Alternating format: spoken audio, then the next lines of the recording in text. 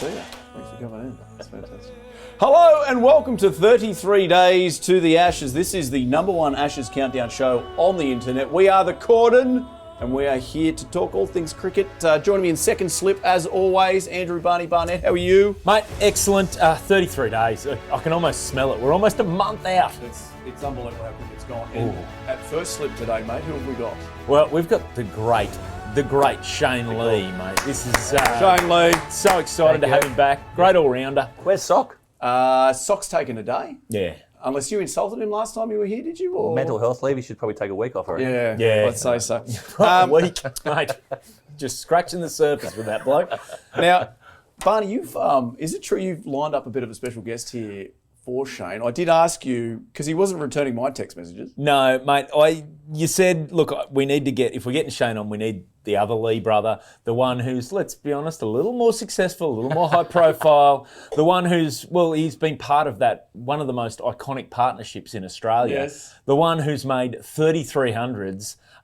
Guys, please welcome Andy Lee. Hey. Hey, bro. Hello, guys. So not Brett, Barney. No. Oh, yeah, there it is. No. Love it. When I there say it is. 3300s, he's done 33 episodes of The 100 on Channel 9. It's really good. Very good. Hello, Andy. How are you? Sorry to disappoint the masses if they thought Binga was right. But I'm very good. I'm set. I'm ready. I'm actually going across to watch Ball 1, Day 1 at Edgbaston. So, yeah, I'm pumped. 33 days sounds great. Oh, wow, that's amazing. Well, I tell you what, he does look a bit like a younger version of my dad. does he really? Yeah, I might ask my dad a few questions when I get home. So your dad must be super attractive, Shane. He's a very good-looking man, mate, Bob. Makes sense. There you go. Now, unfortunately, Andy, a lot of my questions were directed to Brett, and I've already sort of promoted this on our socials. So do you mind what we'll do, can I ask you a couple of these and then you just answer them and I'll fix it in post. We'll deep fake it or something. Do you mind? Yeah, not a problem. I've actually met Brent a handful of times, so I should be able to answer him as he would anyway. So, yeah, perfect. fire away. Now, Brett, thanks for joining us. Really good to have you on. The king. Yeah, there you go. He even sounds un-Indian, doesn't he? He does sound un-Indian. Very good. Hey, mate, we've been talking a lot on this show about that 05 Edgbaston test. Michael Kasperowitz was on last weekend talking about that partnership you had with him, the 59-run stand on that last day. Mate, I've always wanted to ask you, if you were at the striker's end, would you have got those last 2 runs? Lapped it for 6. Or just lapped it for 6. And I went down and specifically said to Kasperowitz, don't glove it lamely to the keeper, and then he goes ahead and does it. What a fuckwit. That's the trouble. You say, don't say fuck. All I'm thinking is I'm going to say fuck. Exactly. You put it in his head. And then obviously, you went down on your haunches. It's an iconic photograph, isn't it? Freddie Flintoff came up to you, Brett, and he put his hand on you and he said something. I've always wanted to ask you, what did Freddie say to you? Yes, I remember the moment. He asked me what peroxide I use for my tips. Yeah, he said, is it Weller, is it Kerastars? I said, not now, mate, not now. But obviously circled back to him later and we shared all those ideas on how to get the hair just right. See, because I'd heard a rumour that he said, do you know how to get me a job on Ninja Warrior on Channel 9? Is that what it was? Yeah, fair enough. Do you actually know what he said, what Freddie said to him? I think he just condoled him, just grabbed him and said, mate, you've unfortunately you've missed out. I'm going to let you call your first son after the town I was born in Preston. So right. Yeah. That was the moment. Yeah, we would say thank God he wasn't born in Oak Flats.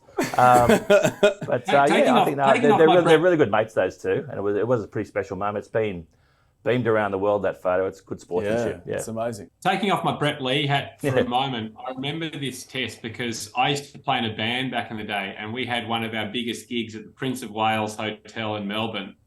And because this game was so tight, everyone was in the front bar watching it, and no one came in to watch our band play.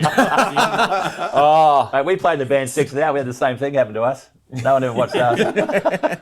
So we just delayed the start. Yeah, that's it. Well, just on, actually, this works perfectly for the next question that we'd written for Brett. Who was the better musician out of you and Shane, and why? Oh, of course, me. Yeah. I've got more presence. I've got more stage presence than Shane. He's got about as much life as the music stand. So you obviously need me out there. And a better singer, a better all-rounder. We used to quite funny before gigs. We'd always fight over what the set list would be, and the boys would say, "No, there's a bit of an older audience. We should start with Brown Eyed Girl." And I remember pulling the team aside one day, the band, Richard Cheekwee, Brad McNamara, Brett and Gavin Robertson. I said, "Come on, guys." I said, "One thing we are as a band, we're not great. We're not great musicians, but one thing we do have is presence. When you walk out there today, hold your head up and own it." And they all stormed out. And was it a good gig? How many people saw it? Oh, 50 or 60 people. Yeah. Rock and roll. Yeah, hey, that's all the questions I had for Brett. Did you have any? Mate, you are... Well done. Well played. Actor as well. I know. If ever they was do... that pretty accurate? Pretty sure, yeah. He's pretty confident. He does rate his own music, that's for sure. Yeah. Well, that's it. Now, hey, Andy, we do have a bunch of questions for you as well. Yes. Because in our research, Barney and Shane, we've realised that you are one of the great cricket nuffies. Yes. Why don't we start with how you fell in love with the game, where you started playing? Yeah, I played not great cricket, but I played all the way to sub-districts cricket into my 20s. But then it was on Saturdays, and Hamish and I got a Saturday morning radio show. So that was when my cricket career finished. But it's really my dad. I'm not sure how this panned out for you guys, but my dad still loves his cricket. And Dad would wake us up in the middle of the night if there was a close Ashes moment happening. Awesome. And get us out of bed from when I was about 4 years old. So I remember all those moments growing up and wondering why the hell he was getting me up. But if I have had kids, I'm going to be doing the same. Do you remember your first game live you watched? Great question. Yeah, it was West Indies, Australia at the MCG. Both the War brothers were playing. Desmond Haynes Cool. was opening the batting for the Windies. And that they used to walk down the race to the MCG, so you could kind of pat them on the back and everything before as they came through, which was really exciting. Australia came back from nowhere to win it, and my dad's friend who had got us the tickets decided he was going to try and beat the traffic, so he left with about 6 overs to go and missed one of the great wins. I'm not sure what year it would have been because I was pretty young, but it was an awesome experience. Amazing cricketers. I think my first test I ever went to see was the Sydney test following that, where Brian Lara made 200, and we basically got to our seats when Desmond Haynes got out, and I thought, this is going to be a great day, see a heap of wickets, and that was the last wicket we saw. Now, Andy, you as we alluded to at the start of the show, you are the host of The 100 on Channel 9. Great show. How are you enjoying that? Love it. Yeah, it's a hell of a lot of fun, and I've got 103 co-hosts, so it's pretty light work from me. I've got a number of levers I can pull. Because I watched it a lot during the Australian Open. I don't know if you guys, that was great. The stuff with the tennis players. I just always wanted to ask you, who is the dumbest tennis player on the tour? You can't ask dumbest. Who is it Brad Hogg? Would you say is the dumbest cricketer? Yeah. Who else? Hoggy's probably number one. So who's the Brad Hogg of tennis? Great question. I'm not sure whether I'm going to get in trouble for this, but Nick Kyrgios. It's Bernard Tomic. It's Bernard Tomic. I don't know why I do. But the reason why I pause is I'm not sure if he still qualifies as a tennis player. So that's why I was just. Is he still on the tour, Bernie? I don't know. He's got a very good OnlyFans, so check it out. Yeah. Oh, yeah, good. Hey, we thought just in the spirit of the 100, because we're all big fans of the show. Yeah, love it. That we would design your whole interview around that concept. So do you think really quickly, Andy, you could explain to our many, many viewers how the 100 works? Yeah, if you haven't seen it, essentially we have got a cross-section of Australia. There's 100 people there, and we ask them questions so we can get a sense of what they're feeling and thinking. It could be like, do you sleep in a nude? Are you an anti-vaxxer? Basically, it's statistics-based, and they represent the perfect demographics across our great country. Okay, perfect. So we obviously didn't have the budget for 100. So today, Andy, we're going to play the 3. Yeah, and the 3 people are going to be me, Shane, and Barney. Are you cool with that? And you're our contestant, Andy. That's how this is going to work. It's a unique sample size, but yeah, I'm happy to go for it. All right, should we just get into this? Yeah, let's move in. Okay. Hello and welcome to the 3. I'm your host, the Professor. Thanks for joining us. We've got a lot to get through tonight. Our contestant tonight from Melbourne, he's a comedian, is Andy Lee. Andy, thanks for Thanks, guys. Huge fans. Lovely to be on. Thank you. Thank you very much. All right, hey, should we get straight into the questions, guys? We should. Andy, Yeah, are you ready to play? You bet. Oh, wonderful. Here we go. First question. How many of the three thought that the Melbourne Stars registering a comedian in their playing squad in BBL 1 was a dumb idea? Ooh. I reckon 100%. So 3. Yeah, that's right. Yeah, 100%. Yeah. You did. Yeah, very good. Well done. Very good. Now, Yeah. tell us this story, mate. What's happened here? I know my middle-aged idiots well. BBL 01 and the Melbourne Stars register you as a player. Is that right? Yeah, they were going to have celebrities play in their opening BBL. They'd kind of done it the year before, or 2 years before, with Andrew Johns, and they were going to have extensions of that. So it was Warnie who called me up and asked whether I wanted to be part of the Melbourne Stars, which was just awesome and so exciting. And to obviously put my serious hat on for a second, to be able to suddenly be in the trenches with these guys, to be close with Shane Warne, who I just had like 4 years of just brilliant memories and a good friendship there. For a cricket nuffy to be, well, it felt like a make-a-wish. Suddenly I'm running out with the team. So all the summer in the lead up, I trained with them. We never really thought I'd bat or bowl, but definitely field. But BBL got really serious really quickly, and the standard was so high that Chippy, the coach at the time, was not keen on me ever being on the field. About 3 games in, we realised that might be the case. But Warnie kept wanting to come off the cigarettes, so he kept asking me to go on. And Chippy was giving me the don't argue on the bench. Can I ask you a question about Warnie? Because I remember when I first heard the news of his passing, how shocked I was. You, as a good mate, it must have been really tough as well. Yeah, I mean, absolutely. Just floored. It was really late at night when I got the news, and you just never expect that. You know, we'd be playing. I hadn't seen him for a little while. I've been travelling a lot, but we'd shared a lot of texts. The best thing about Warnie, I'm sure that any of his friends would say this, is he just loved cricket so much. So I'd often be watching and get a text from him, and then about some plan that Australia had, and I always would pinch myself to go, amazing? Shane Warne just wants, the way I sit around with my mates at the pub or on our WhatsApp groups, like getting them from Warnie going, do you think we should be batting this person higher up or so on? And I'd fire them back to him. Those are the memories that I go, now, whenever I watch any cricket, I'm not going to get that opportunity anymore. But yeah, I felt for family, obviously, and he seemed to be in a really great place, so it was such a shock. So he used to text you with questions about, do you think Australia should be... That explains some of the comments he made on Fox commentary when he went crazy. That's fair. That is fair. I mean, Shane, you'd know this. He was happy to talk cricket to anyone that would listen, and just loved that. I mean, again, I reckon it would have been, I can't remember what year it might have been, but maybe 2013 or 14, the AB medal was on, and he said, do you want to come around to my house and watch it? And I was like, oh, of course. That'd be amazing. And so to go around and sit, and he had the Village Cinema gold class seats in this little room that he's got. So we're sitting there with beers, these huge fridges of VB and then all the other stuff, and having a beer and watching the AB medal and having him comment on every single person that come past and do you like them or shouldn't like them and all that kind of stuff. One thing we were both wrong on, and that came up, I think, this night, was I said, you can't have Steve Smith in the team if you're not going to bowl him.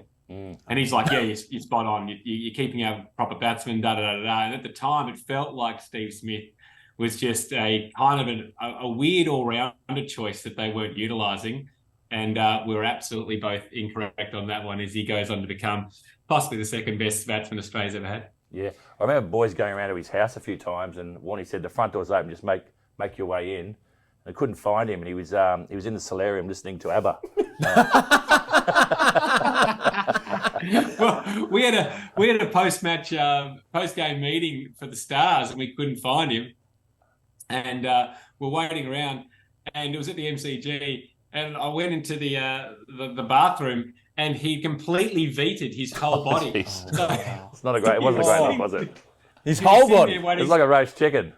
Yeah, so he was sitting there waiting for this chemical thing to go in. He was heading out and he was going to wash it off. And I said, hey, we're waiting for a meeting.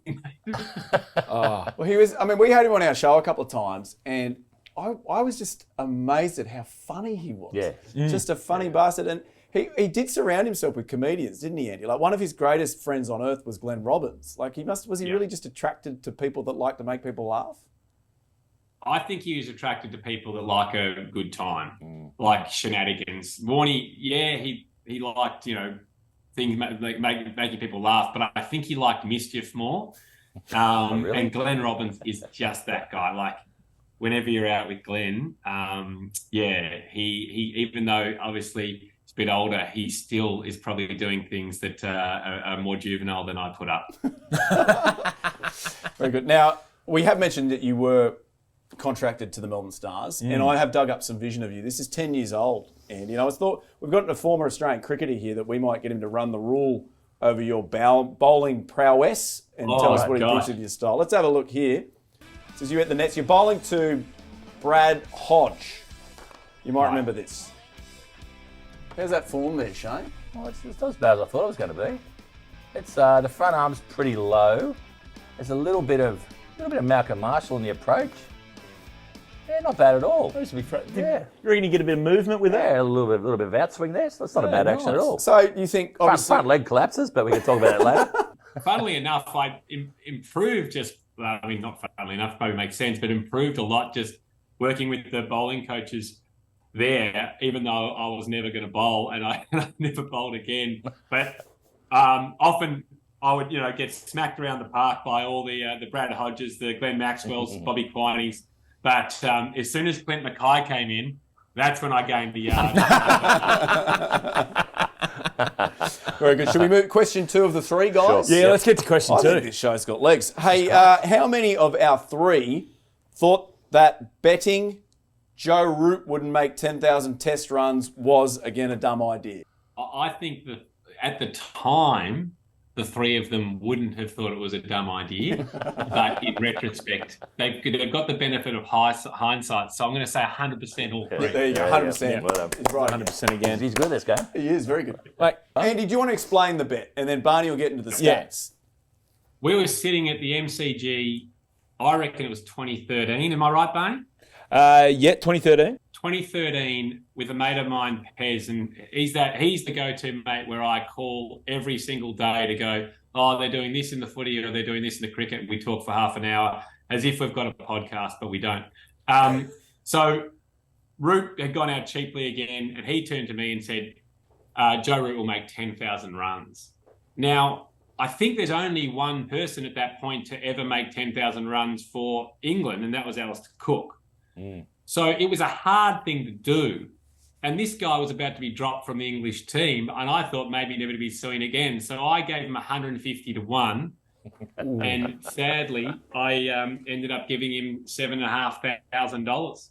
There you go. I remember one of my good mates, Martin Haywood, he played for New South Wales, and he was complaining about the English top order, saying bloody Cook and Root, and his missus said, what did you say to me? There's the promo, Hugo. Yeah, I'll clip that one up. That's very good. So in that 12 months, literally, you made that in December 2013. In the following 12 months, he played 11 tests in 2014, made 777 runs at an average of 97.12. At what point did you start to shit yourself? Yeah. After that year, Barney, it was really... But then, I've never death-righted someone so hard. It was kept doing it. And then finally, as it got closer and closer, I just said, I need an injury here. And you don't wish that upon anyone. But, or maybe something like he suddenly decides he's better at a different sport and changes codes. That's what I was hoping for. I was really clutching at straws.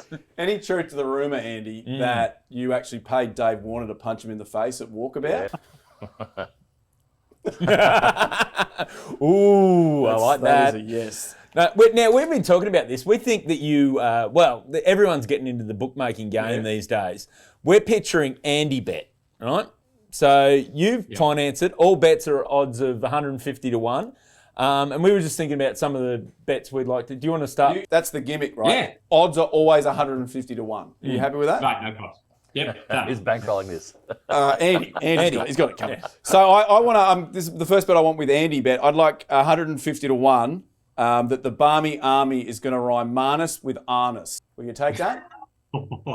I'll take that.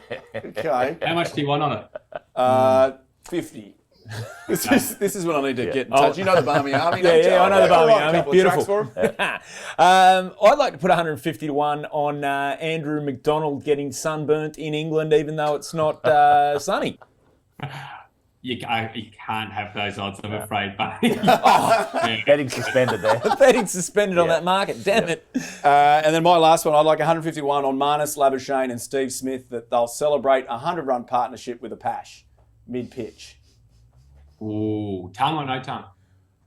They'll Well, take it's a the helmets pash. off and there'll be tongue. There'll be heavy tongue. Yeah, okay. I think that they'll get close to second base, but no tongue. So I'll take those odds. Okay, there you Yeah, go. ooh. I reckon they should. We're gonna need slow-mo kiss replay. the helmet. I reckon. Really? Yeah, they would rather kiss the helmet. Those They'd two. rather kiss the helmet? I don't know what you I'm mean by not sure kiss if the it came helmet, mate, across. but I don't think they can do that mid-pitch. Drop and kiss the helmet. I'm not Jeez. sure if it came across on the coverage, but Edgbaston last time round, Smith, obviously, and Warne, it was their first test match back, and we were there watching my dad, my brother, and a bunch of mates. And as soon as Warner walked out, and he was at deep square leg, so they put him right in front of the Barmy Army. But basically at Edgbaston, the whole ground's the Barmy Army. They all dress up and they all chant. And the opening chant as Warner walked out for the first time was, "We saw you crying on the telly." And that was the way they welcomed him. I'm not sure if you guys heard that on the air, but boy, did they give them a rough ride. I remember him going down to, was he down at fine leg or third man or something? And the chant went up, "What's in your pockets, Davey? What's in your pockets?" And then remember he pulled his pockets out and went, "Nothing, I'm clean. I'm clean." All right, should we get into question 3 here, guys? Question 3, yeah, let's do it. How many of the 3 think it would be terribly embarrassing to get out to your brother in a cricket match? Oh, jeez. Oh, it'd have to be 100%. It's 100%, do you think? Mate, who'd be silly enough to do that? I think I know where this is Do you going. know, well, let's start with, so Andy, you play an annual match against your brother, is that right? At T20? Yes. Have you ever gotten my out to dad's him? the umpire. No, but he's my brother's on shoulders a shot now. He used to open the bowling a bit quicker than me, but he can't. So he normally gets carded for his 1 over. He normally goes for about 20. But my dad is the umpire, so there's pretty much no LBs. But I nicked one to the keeper, and my dad looked at me and said, "Did you hit it?" And I just shook my head. And my brother ran in from long on. And he said, "Walk you," and he dropped the C-bomb. Oh, man, you went full Stuart Broad. Yeah, absolutely. Yep. So I guess the question then goes to you, Shane. Ever on national TV, get out? Yeah, I was in the Australian team at the time. Brett was playing for the Cricket Academy, I think, around, would have been 1995, I reckon, around then. And they thought it was a good game. I walked out to bat, and Gilly was keeping for the academy. So we had Ian Healy in our team, the Australian side. And I remember they said, "Come on, Brett, warm up." And I thought, "Oh, no. What do? You try and smash your younger brother around?" Then you start to think, "Geez, don't get out." And I was mentally shot. And I think he got me out the second ball. Yeah, well, we got it here, Gibbo. Let's have a look at it. Little prick. There it is, you facing up. Yeah. Oh, no. Oh, no, caught and bowled. Yeah, caught and bowled. Oh. Yep, there you go. Was it a slow delivery? I don't know. I had my eyes shut. Gordon Bowl, no need for any other fielders on the whole place. It actually literally is like you and him in the backyard. Yeah, well, no, it was. Look, I taught him many lessons in the backyard of the years. I think I told the story last time. I scored 430 one afternoon and then knocked Brett over for 12. But, yeah, so we got his own back in the end. And but thank God he went on with it, made a career out of it. So I wasn't the only wicket he ever got. Can I ask, obviously you would have probably seen that action more than any other batsman in the world. Yep. Did you feel like it was as quick? Did you still, was there a point where suddenly you're like, "Oh gosh, he's really going to yard here," or because you're so familiar with it, it didn't feel as quick as other bowlers? Yeah, good question. Yeah, I was very, very used to it. His action then, I hadn't seen that bowling action for a while. He sort of fell away there. He became really upright towards the end of his career. But from his first game of cricket in under 10s, he got 6 wickets in his first over, all bowled. And they didn't have enough pairs of pads in the actual kit for the kids, and they were crying, getting out, trying to run over, swap pads. And 6 wickets, 6 bowled in his first game of cricket. And yeah, so he was sort of destined to take 300 Test wickets. All right. Question 4. You're doing very well here, mate. You're 100% so far. How many of the 3 know what it feels like to be in the sheds of a Cricket World Cup winning team? Ooh. I would say 33%. I reckon Shane would have been in there. Oh, you as well, Shane. Now, if we made it the 4, though, Andy, all of a sudden, what are we looking at percentage-wise then? That increases the odds there, the percentage, 50%. I was, extremely lucky to be in the rooms after the World Cup win against New Zealand. What would it be, 2016, was it? 2015, I think. 2015, yeah. 2015, yeah. But, I mean, the way this came about was Hamish and I used to go to the MCG to write because you had 100 and watch state cricket. So because you had 100,000 seats and you get to watch a bit of cricket. So we were writing gap year in 2014, and we're watching the Bulls take on the Bushrangers in the Shield. And Darren Lehman was the coach of the Queensland at that time. Might have been a couple of years before. But he came past and sat with us, and we kind of started up a friendship. And he goes on to be the Australian coach. He then introduced a joke at the start of every game to try and make them relax. So I think it went through all the players and then went through all the staff, and he started getting people in to tell the joke. And I told a joke at a Boxing Day test, and Hayne did the same. And just on the eve of the World Cup final, he had texted me and said, "Hey, I think you should tell the joke to the cricketers before the game, get them relaxed." Brilliant. And I said that'd be an amazing honour. So I just live around the corner from the MCG. So I went in and, 100,000 people in the stands. It was just before the match, and I was out in the field and told them a joke, and it went down pretty well. And Buff said, thanks very much. And I said, it's probably my win now. And obviously they performed very well and won it with ease, and got a text message from Darren Lehman. He said, "Andy, it's your win just as much as ours. Come down to the rooms." Which I was floored, and I'm so grateful to people like Warnie and Buff for opening up the doors, something I could only have dreamed of having access to. So I went down there, and he kind of invited me straight in, and it was before all the wives and partners were in. It was before any of the media. It was just the players and myself and a few of the inner sanctum staff. So I definitely felt like a bit of an imposter, but it was an amazing day, then night, then a few days later, and my girlfriend picked me up about 3 days later and said, We've actually got an amazing photo of you and Mitch Starc together, standing, sharing a VB. Was that the game where he got Brendan McCullum first ball of the game? Yeah, pretty amazing. Baseball wasn't so good that day, was it? But it started a friendship with a bunch of those players, and like I say, as a cricket enthusiast, you kind of pinch yourself to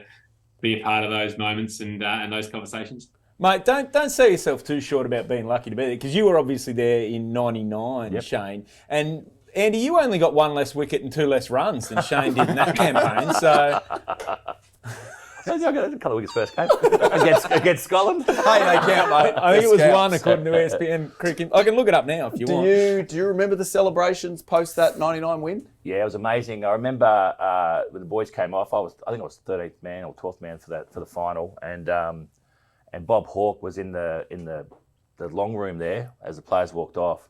We bowled Pakistan out for 120 odd, and I remember in the change of after, Mick Jagger came in with, and I'm sitting next to Charlie Watts, and Brendan Julian. He's pretty sort of oblivious to particular musicians, and he said, "Who's the old bloke next year?" I said, "It's Charlie Watts." He goes, "Who's he?" I said, "He's the drummer of the Rolling Stones." He goes, "No way, man, that bloke, too old for that."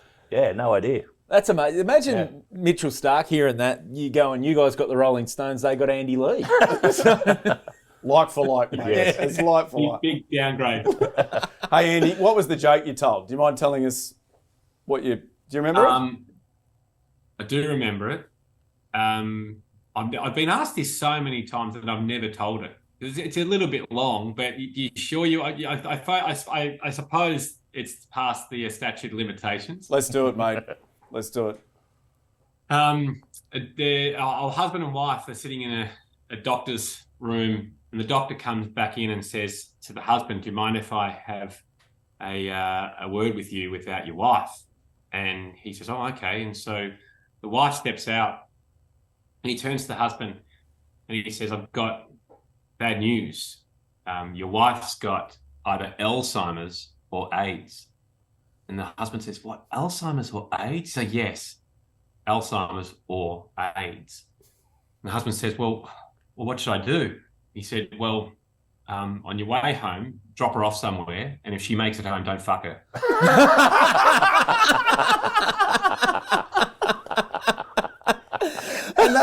And that's what inspired the Aussies to go on to win. I'm going to be honest, I feel like I could beat anyone now. Inspiring. All right, we've got question 5. Yep. You ready for this one, Andy? How many of the 3 know that Andy only agreed to come on this show if we showed his catch in the black clash? Oh, I thought that was just between the professor and I, so I'm going to say 1 out of the 3, 33.3%. Yeah, he's right. Yeah, right, yeah. Let's roll it in, Gibbo. Let's have a look at this. It is an epic catch. Long on, going high, going back. Oh, jeez. Just short of the rope too. He's pumped as well, isn't he? Look at him. You're right. I like this. Throw the ball over your head and then look back to see where it's landing while you run away. Didn't mess the hair up one bit Yeah, either. here we go. Smart, beautiful. Stays inside the field. Great catch. Well done. Now, you also, there was that catch, which was that Geordie Barrett, or it was one of the Barretts, the rugby Barretts? But you also took the winning catch in that match, which was J.L. Warner, is that right? J.L. Warner on the boundary line. It's quite funny, actually, because they needed 3 off the last ball to win. And I was kind of at deep mid-wicket. And he slogged it out there. And I'm so glad it was in the air. Because if it had bounced, I don't have the throwing arm to get it back to the stumps. So they easily would have run 3. But thankfully, he popped it straight down my throat. It was a bucket catch, I think, just, straight in the breadbasket, and we won. So it was an exciting moment for sure. So the Black Clash it's the All Blacks, right, take on the cricketers in cricket. But they never reverse it, do they? They don't have the cricketers taking on the All Blacks in rugby? Nah, that's not going to work. They should. They should. Yeah, I mean, it's incredible that the All Blacks are allowed to go and do this. Yeah. So it's the most significant team in New Zealand. And the year prior to my game, it was the most watched sporting match in New Zealand, period, for the whole year. So a lot of people tune in, and they've got some really handy cricketers. Geordie Barrett was the best of them. He bowled light, and he bowled Stephen Fleming for a duck. Oh wow! And then they get one ring in, and they chose Jay Warner, which was just again magic getting to bowl to him. And they chose, and the cricketers chose me, which is a poor choice. Thank you very much. Hey, that was you 100% on that. Yeah, that was well the 3. Andy Lee. Carryover champ. Is it a carryover champ on the 100, Andy? Nah. That's a shame. All right, hey, let's do this real quick. We're going to lose Andy in a sec, so let's do some Ashes news. Yes. Only 33 days to go, Barney. Lots happening. Yeah, looking forward to it. Obviously, big news, Marnus Labuschagne in massive form over there for Glamorgan. 170 runs off 207 balls. Do we think, is he peaking too early? No, I don't think so. I think it's good news. It's all going to come down, I think, to the World Series challenge against India. Warner will open the batting. He needs to get runs or he won't be playing in the Ashes, I don't think. I was watching him bat in the IPL. He was struggling big time. Do you, Andy, think that's Marnus getting ready for Bazball? Because 170 off 207 in county cricket's pretty quick. Yeah, I don't think we'll try to fight fire with fire in that regard. I think that we're better off trying to see whether they can play Bazball against our quicks bowling that length. And that's why I think someone like Scotty Boland's got a big role to play. I agree. That fourth stump, top of off kind of bowling, it's pretty hard to go at the rate they've been going at against bowling like that. So I hope Australia stick to their guns and be really methodical, like we were last time they were out here. I know it's different, but you're seeing that with the way Nisa's bowling at the moment. It's pretty hard to get people away if they're bowling the perfect length. Well, in that game when Labuschagne's got 170, Nisa took 7 for 32, I think, with a hat-trick. Now, that hat-trick ball, those who haven't seen it, it swung, I reckon, close to a metre. Well, the second wicket and the third wicket, both blokes shouldered arms, and the ball, it swung. Missed off hit leg. Yeah, it did. Not bad with the Duke's ball. Oh, there you go. Yeah. We're going to talk about it. Funnily enough, the night before that on this show here, Michael Kasprowicz had said, four quicks aren't enough. Why have they left out Michael Nisa? And within 4 hours, he came out and did that. So it's good that he's over there, I suppose. That he's well, you're going to be there as well, Andy. So we've got a sixth quick. So if Nisa goes down, we've got Andy Lee. We'll send that footage over. Oh, mate. So he's been working on it. We all know the squad's not really the squad. Yeah. It's like, we've got so many people we can choose from, including myself. I'll put that up. I mean, I'll bring my own shirt. The squad is, the guys who are taking over. The fact that we've got a bunch of people playing well over in England, I'm sure if someone stands out, there might be a few tactical hamstring injuries to find space for them. Oh, absolutely. Now, speaking of fast bowlers, the English team, they are in ruins. I don't know if you guys have heard this. Archer flown home from the IPL because he's got a bad elbow. Don't think we'll see him in the Ashes. Mark Wood, as we said, paternity leave. Yeah, voodoo dolls work. My Mark Wood one I had to go really out on a limb to get that voodoo doll to work. Where do you stick a pin in a voodoo doll for? Well, you've got to have 2 voodoo dolls for that one. And you just get them. Good on you. Ollie Stone, he's on crutches with a torn hamstring. Jamie Overton, who apparently is a good bowler over there. I've never heard of him. Stress fractures. I would call him a quick. He's a seamer? Yeah, he's a tall guy. Ollie Robinson, now he got 14 wickets in Sussex versus Worcestershire. But apparently he was on painkillers the whole time, injections. Okay. So that leaves the 2 bowlers that they've got. I don't know if you've heard of these blokes, James Anderson and Stuart Broad. So they'll just be bowling in tandem, one at each end the entire game. Maybe 9 batters for England. Anderson, he's a freak of nature, that guy. Bowling at his age, and he's still swinging the ball a long way and bowling with really good pace and great control. He's a handful. Do you give them any hope with all those outs, Andy, or do you think they'll find people out of the woodwork? There are a lot of outs. I'm kind of a bit disappointed with it, to be honest, because I always want to have a full strength side because the excuse machine that is, the likes of Broad, the last one apparently didn't count because of COVID. I'd prefer us to be taking on a full strength team and beating them. I think we're good enough to. I worry about their bowling attack regardless. I don't think they're as strong as ours. Absolutely. Now let's have one last question. We won't make this the 3, we'll make this the 4, Andy, and we can all vote on this one. Yep. How many of the 4 think Michael Vaughan is just tossing up suggestions like opening the batting with Mitch Marsh so that the Aussie selectors will do something stupid? 100%. 100%? He's just muckraking. That's his go. That's it. Yeah. I mean, should we be allowing these former English batsmen? Like, it was the Sydney Morning Herald that printed this stuff. Should we be allowing this? No, but also they shouldn't be allowing our batsmen to go and play county cricket and get their eye in. They're idiots. I mean, we don't let them do that for state cricket, and then they come out and get demolished. So it's interesting that they let us go and do that. And I'll take that over Michael Vaughan being banned from releasing an article. Hey, thanks so much for coming on, mate. That was an absolute pleasure.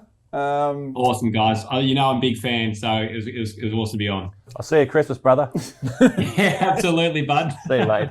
Thank you, Andy. Bye, buddy. All right, hey, that's the end of 33 days till the Ashes. We've got coming up next week. Let's see what we've got here. Maybe Hamish. Who knows? Oh, I forgot to ask Andy. Fuck, he's gone. Heaps of cricket. And then a Steve O'Keefe left arm orthodox spin masterclass. That's still to come. Hey, thanks so much for joining us again, Shane. Always a pleasure. We'll get you on again soon. Yep. Next week, it's 27 days till the Ashes. God, we're getting close. We're under 30 days. Isn't it 26? 33 minus 7. 26 days till the Ashes. Join in for that. Don't laugh at that, Andy. I can still see you. All right. See you guys. Take care. All right. 26 days. G'day there. I hope you enjoyed that little video. If you'd like to see another one, click there. If you'd like to see a full playlist of ones like that, click there. Or if you'd like to subscribe, click right there in the middle. Tell your friends, tell your family, and we'll see you soon.